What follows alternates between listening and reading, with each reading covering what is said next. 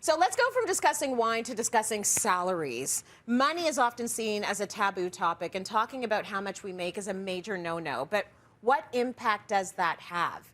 Here to help us work through it is Martha Adams. Thank you so much.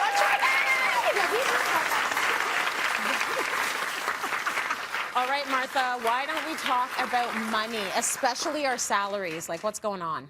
We've been taught not to, right? And Yeah. so we internalized those ideas and beliefs, and that's something that has carried over from our professional lives to our personal lives as well, right? And so to understand that, we've got to understand the kind of intricate, weaving that's happened with these ideas. Yeah, and the messaging we've been getting, right? Yeah, that we've internalized. I want to check in with the audience. How many of you have talked with your girlfriends about your salary? And you can do that from a raising of the hand. If you've talked to your girlfriends about your salary, put your hands in the air. I see like 4 or 5 or 6, maybe 7 small hands. Tiny. I've had those conversations, but it took me forever to get there. And honestly, it's been sort of a few key girlfriends who are very open and vulnerable with me as I am with them.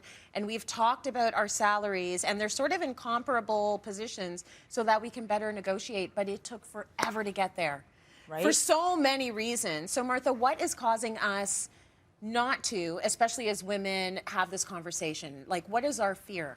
We have a lot of fears, Yeah. actually, right? One is that our salary is ultimately going to be judged on one side or the other. Yep. Right? Yep. Another one is that we're ultimately going to be dehumanized and then, so only seen as our number, forgetting who we are as people. Yeah. And then, of course, the complexities increase when we work with our friends, right? When they're also our colleagues. Yes. Because there's a fear that it's going to impact the friendship, right? Either drive a wedge or end the friendship altogether. And then there's a lot of ideas that we've internalized, Yeah. especially as women, as to our role and voice if we're going to want to speak up, right? Okay. So there's a difference in when a woman speaks versus a man speaks. Now, I don't agree with this at all, but this is what we deal with, right? So when a woman speaks, she's viewed as bossy. Yeah. He is viewed as assertive. Right. She is viewed as difficult, Yeah. right? And he can easily be viewed as being a leader. Right. And then when it comes to negotiating our salaries,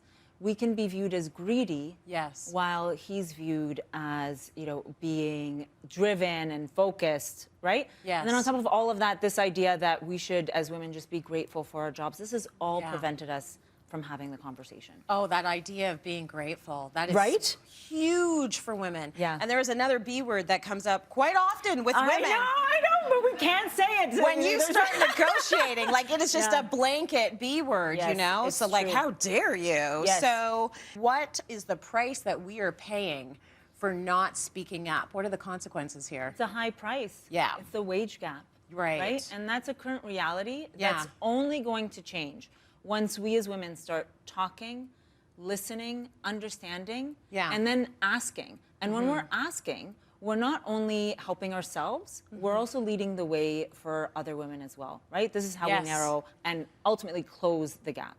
Okay, so I got to give you a scenario. Yeah, please. So I'm working at a different broadcaster earlier on in my career, and I negotiated hard, especially for like a young woman. I felt like I really did ask for what I felt I was valued. I was told there was a cap. This is what we can give you, nothing more. When I was like, but I really want this number, they were like, we can't. But they brought all the bosses down from like the upper echelons to come and convince me that they really wanted me, and there was no more money. Lo and behold, I take the job. I'm happy about it. And about 1 year in, I find out my colleague, who is doing the exact same thing as me. So we're both reporters. We're both backup anchors.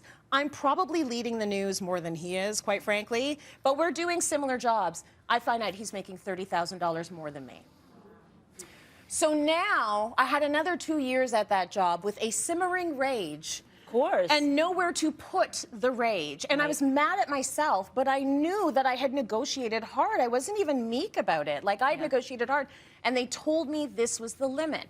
So my question for you is, what do you do? You've had the discussion now, Yes. and you're angry. Yes. And so what do you do with those emotions? So we've got to embrace them, Yeah. Right? And hear what they're telling us. Yeah. And so in your case, and in the case of so many, there's a feeling of not being aligned, right? Yeah. So the first thing is to acknowledge those emotions. That's going to lead the way. I acknowledge them. You all got to right. acknowledge I them. acknowledge them every Right? day. And for so many of us, though, it ends up being, I love that you acknowledge them, because for so many Yeah. of us, it gets suppressed. Right, Right? right. And so when we acknowledge them, we can express them. Uh-huh. And then bring in awareness as to what they're telling us, right? That feeling Yes. of not being aligned with either our position or path. Yeah. And then we can now take action, right? That's the third A.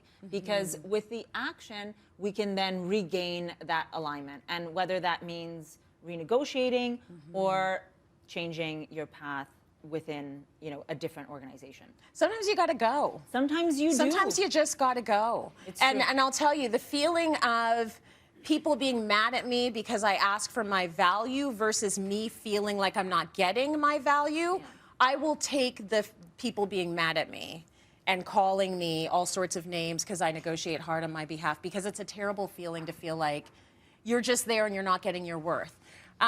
How do we know what to ask for, keeping your framework in mind? What do we do? So now that we've had time to kind of process our emotions, Yeah. right? And we've had time to have those conversations, now we have a different expectation. Also keep in mind that you're going in from a position of inspiration Yeah. versus comparison, right? Okay. So you're looking to become more of yourself. You're focused on your self-worth here. Yeah. And you're looking at your contributions that you've made, right? To the company, team, boss. Also keep in mind how you've aligned with the company, team, or boss, right? Like Right. every company and group has its own intricacies. Yeah. And you're going to be aware of that. But here's another sentence you can use to start the conversation as a guide. Okay. Right? And so if you want to stay at the company, you can start like this. To say, I love this company and I see a future for myself here. Yes. Right? I would love to grow to a salary that reflects my contributions. Yeah. How can we work together on a plan to get there? Right. Right?